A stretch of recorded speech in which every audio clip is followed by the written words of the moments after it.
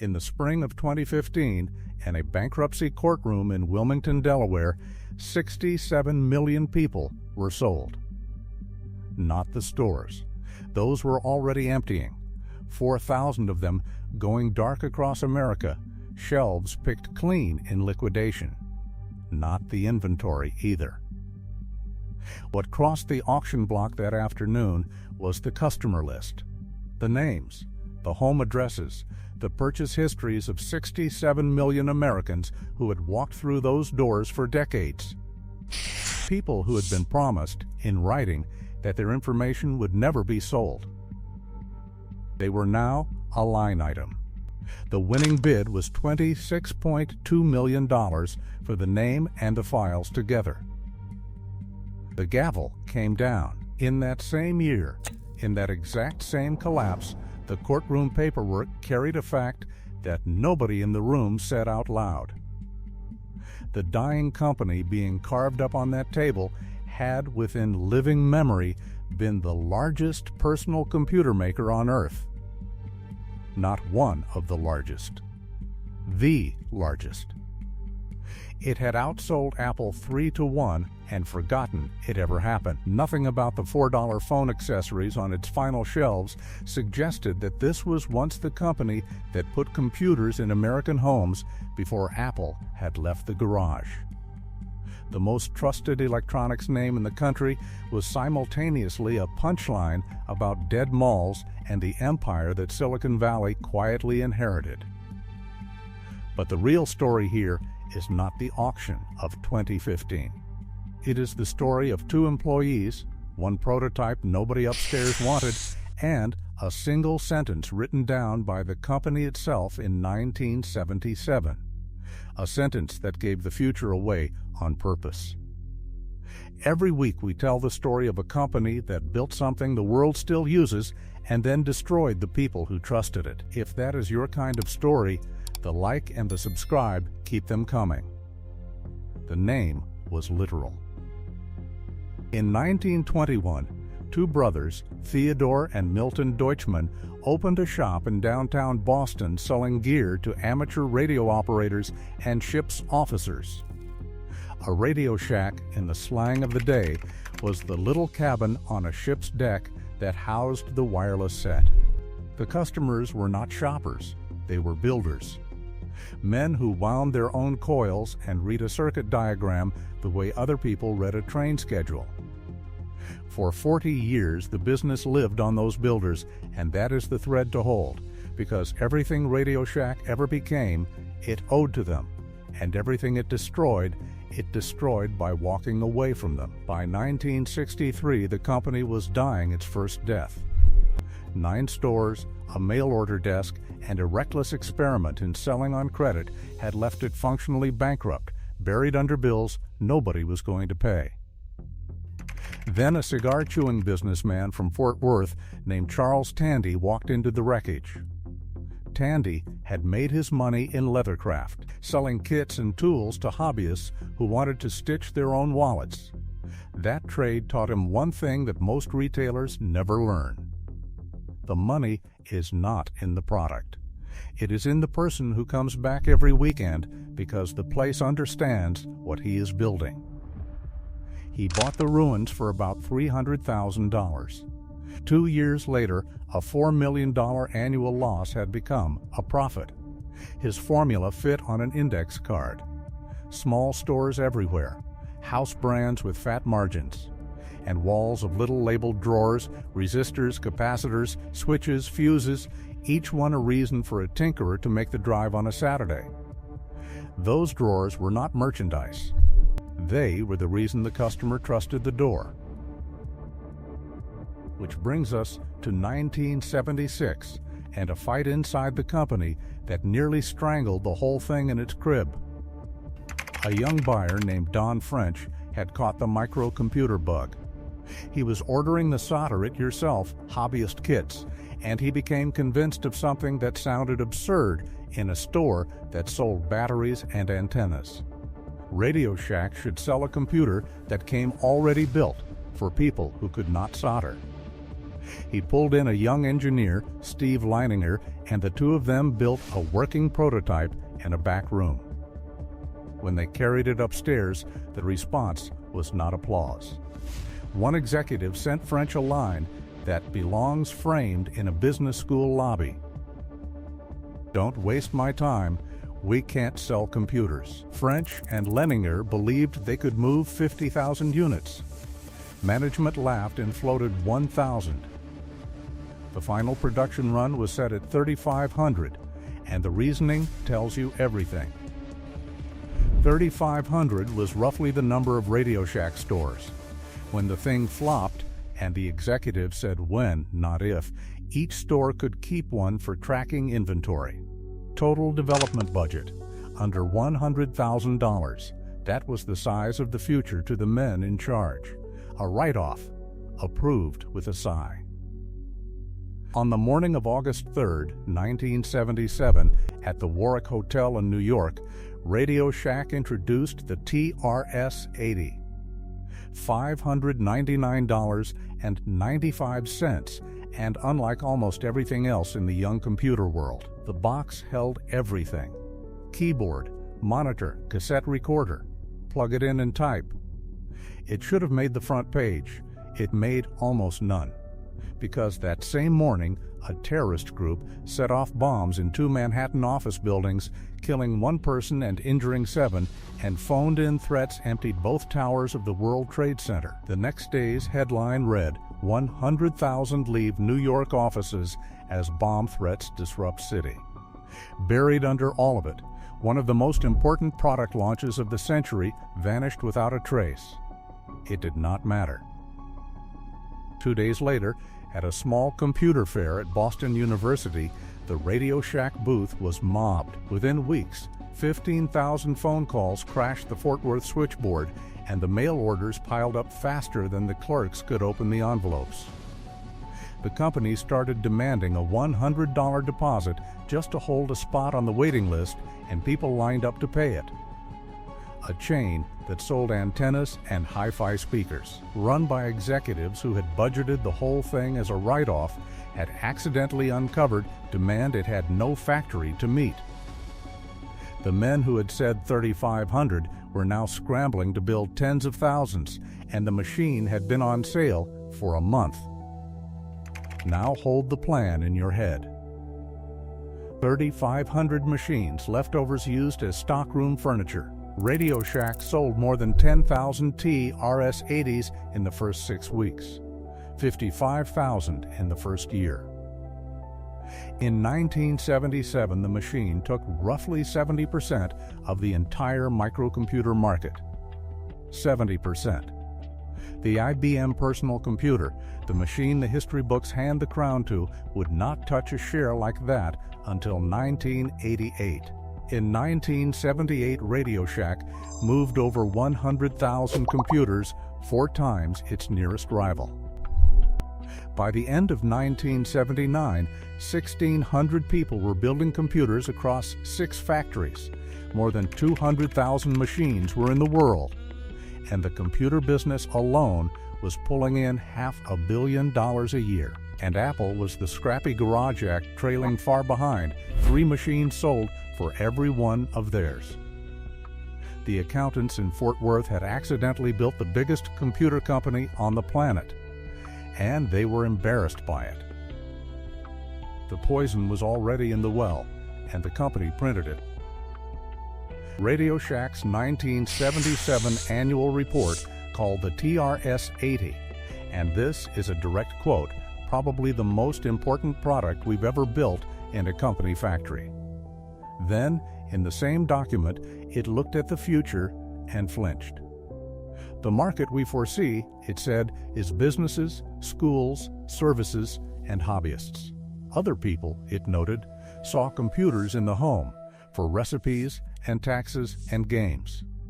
And then came the sentence that gave everything away. Quote, "We think home use is a later generation happening." There it is, the largest computer maker on Earth, holding the winning ticket at the exact dawn of the home computer age, putting in writing that homes were somebody else's problem. A few hundred miles of ambition away, a company called Apple was betting its entire existence on the opposite sentence.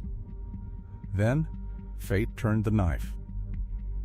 In November 1978, Charles Tandy, the gambler who had signed off on the whole computer adventure, went to sleep at home in Fort Worth and did not wake up.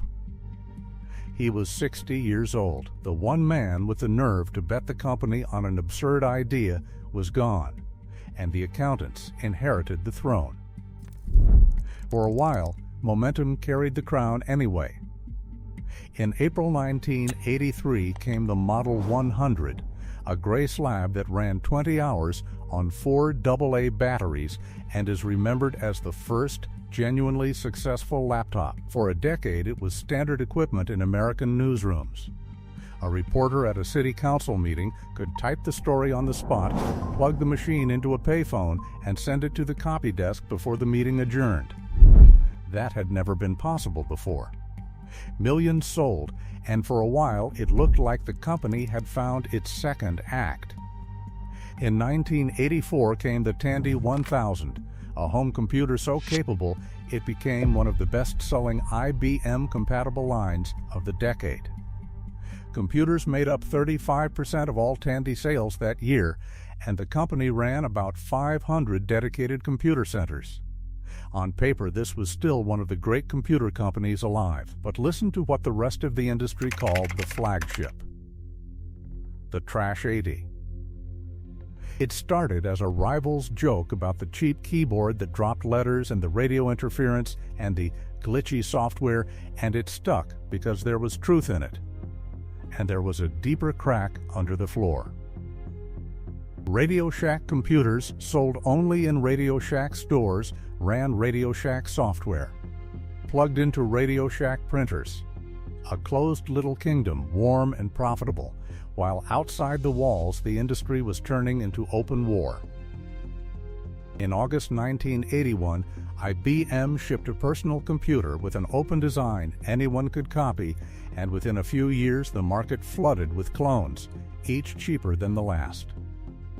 Tandy adapted better than most. The Tandy 1000 outmaneuvered IBM's own home machine, and its computers sat in millions of living rooms through the late 80s. But the economics had gone vicious. Compaq, Dell, and 100 anonymous clone shops sold on margins thin as receipt paper through every channel at once. And somewhere in Fort Worth, the men who had inherited Tandy's empire started asking a question that sounds sensible and was fatal. Why are we fighting this war at all?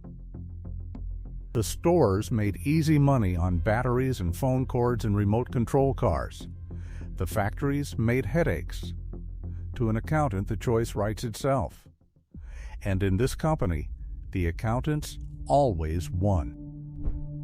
On May 26, 1993, Tandy announced it was selling its entire computer manufacturing business to a clone maker for about $175 million. Sit with that date. 1993. 2 years before Windows 95 turned the home computer into the center of family life. 15 years before the smartphone, the company that had outsold Apple 3-1, that had put affordable computers in front of ordinary families before nearly anyone, walked out of the business it had invented for roughly the price of a few office buildings, on the eve of the largest computer boom in human history. 16 years from the biggest empire on earth to the exit door. No one teaches you how to give away that much, that fast, because almost no one has ever managed it. The surrender was made official a few years later. In 2000, the parent corporation dropped the Tandy name entirely and renamed itself after the stores. The company that had once carried the name of the man who bet everything on computers now carried the name of a strip mall electronics counter. The identity had been chosen. It matched the ambition that was left. And while the throne was being abandoned upstairs, a quieter betrayal was underway at floor level, and this is the one people still get angry about. The drawers. Through the 80s and 90s, RadioShack liked to boast that 94% of Americans lived or worked within 5 minutes of a store. For the country's engineers and repair techs and 12-year-olds with soldering irons, those stores were infrastructure, as ordinary as a gas station. If your project needed a resistor on a Sunday, there was exactly one place on earth to get it. Then management ran the math. A drawer of 40-cent parts turns over slowly. A cell phone contract pays a bounty the moment the customer signs. So the drawers began to shrink. Aisle by aisle, capacitors gave way to phone cases, project kits to prepaid plans. The floor staff who once talked circuits were retrained to push wireless contracts and paid by how many they closed. You walked in for a fuse. You walked out having declined a phone upgrade 3 times. The old promise had been, "You've got questions. We've got answers." The joke among engineers became, "You've got questions. We've got phones." By 2011, phones and wireless plans made up 51% of $4.4 billion in revenue. The company that had taught 2 generations how electricity worked had become a phone kiosk wearing a famous name. And the builders, the people who had kept the lights on since 1921, stopped coming. When the carriers opened their own stores and the internet undercut every price on the shelf, there was no loyal customer left to catch the fall. RadioShack had sold them off first, 1 drawer at a time. The end played out in public, and it was cruel. In February 2014, RadioShack bought a Super Bowl ad in which a store full of 1980 celebrities stripped the shelves bare under the punchline, "The 80s called. They want their store back." America laughed. Weeks later, the company announced it was closing over 1,000 stores, and the laughing stopped. Sales kept collapsing, the debt kept compounding, and on February 5, 2015, RadioShack filed for bankruptcy. 94 years old, roughly 4,000 stores, more than $1 billion in debt, more than 20,000 jobs in question overnight, which brings us back to that Delaware courtroom and to the detail that turns a sad story into an infuriating one. For years, the company's own privacy policy had promised customers, in plain English, that their personal information would not be sold. In bankruptcy, it put 67 million customer records on the block anyway, bundled with the brand. The Attorneys General of Texas and Tennessee sued. The Federal Trade Commission stepped in. Under the settlement that followed, most of that data was destroyed rather than delivered. The final betrayal failed, mostly, but it shows you exactly where the customer sat in the closing ledger. Right beside the shelving units. There is a short, grim epilogue. The investment group that bought the name relaunched RadioShack with around 1,700 stores, co-branded with a wireless carrier, doubling down one last time on the exact strategy that had hollowed the company out. It lasted barely 2 years. In March 2017, the new RadioShack filed for bankruptcy too. And this time the liquidation was nearly total, down to about 28 company-owned stores. Creditors later sued, claiming the carrier partnership had destroyed 6,000 jobs on the way down. Since then, the name has been sold and resold, passing between investment groups like an unclaimed suitcase attached these days to a website and a scattering of independent dealers. The sign still exists. The company it stood for does not. So what killed RadioShack? It was not Amazon. The company threw away its computer empire before Amazon had sold a single book. It was not the smartphone. RadioShack bet everything on the smartphone. Every fatal wound was self-inflicted, and every one of them landed on somebody who trusted the place. It waved off the 2 employees who handed it the personal computer market. It declared in print that computers belonged somewhere other than the home while sitting in first place. It sold the factories for pocket change on the eve of the boom.